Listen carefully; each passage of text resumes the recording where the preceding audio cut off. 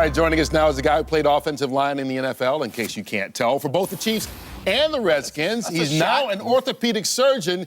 You may know him as a sports doctor on foxsports.com. Please welcome Dr. Mark Adickes. Here today with her son Luke, an orthopedic surgeon, as well as former Super Bowl champion Dr. Mark Adickes. As we mentioned, Mark Adickes is a former NFL offensive lineman who's now an orthopedic surgeon at Memorial Hermann Medical Center that's in Houston. His son Micah and Micah's friend Ethan Hackett are freshmen who play varsity football. Guys, good morning to all of you. Michael Vick, he had that concussion last week, hit his head on his own offensive lineman, missed time this week, but he is back playing. They said he's been cleared. What's the risk of him going out there with a concussion or coming off one? Well, yeah, I mean, just like boxers, once they've been knocked out once, I think it's easy for them to be knocked out again. Michael Vick's not a big guy. He runs around a lot, and now he's passing that 30-year-old threshold. For me, everything hurt more once I passed 30. So we'll see. I mean, I think he definitely is more fragile than a lot of quarterbacks in the league. Dikembe was in the process of blocking out Greg Oden when he lost his balance, put a great deal of force on his left leg, and his quadricep tendon ruptured. It just looks like a bunch of spaghetti because there is no tendon any longer. It is literally ruptured.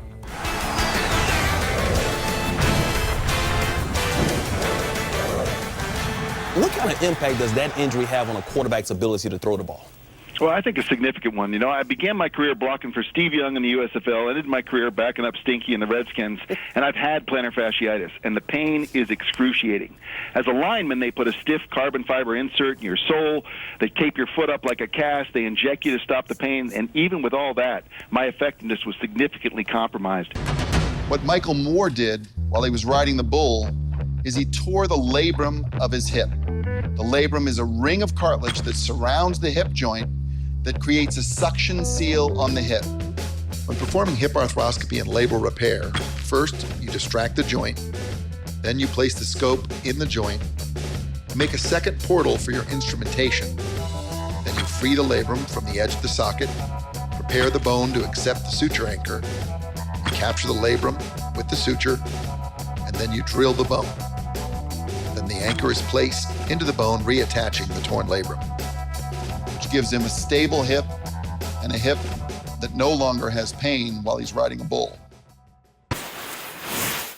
Is he putting himself at a lot more risk by trying to go out there with those injuries? You know, I don't think so. I mean, there's the thing they call pneumothorax or a collapsed lung. I mean, that's a really severe deal. Say that again. Pneumothorax. Hey. All right. I can spell it. Hey, Bean says no. It's just a little bit, he just had a little bit of air between his lung and chest wall. So a little crack of his rib, they'll pad it up. I think he'll be fine. He practiced yesterday. Yeah.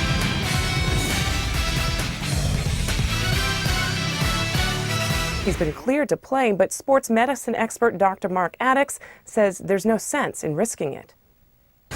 If Ryan were to play and had a sickling crisis, now granted, he's going to have great medical care right there, so I don't think that there's a chance that he could die.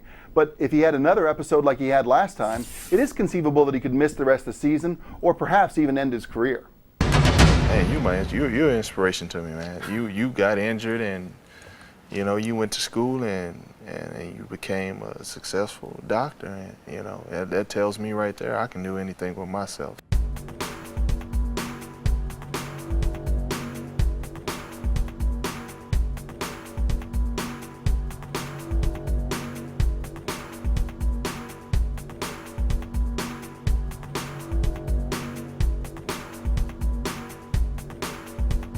Do your hands bother you? No, not at all.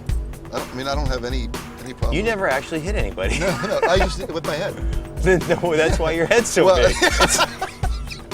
It's all calcified. I'm allergic to iron. You signed away.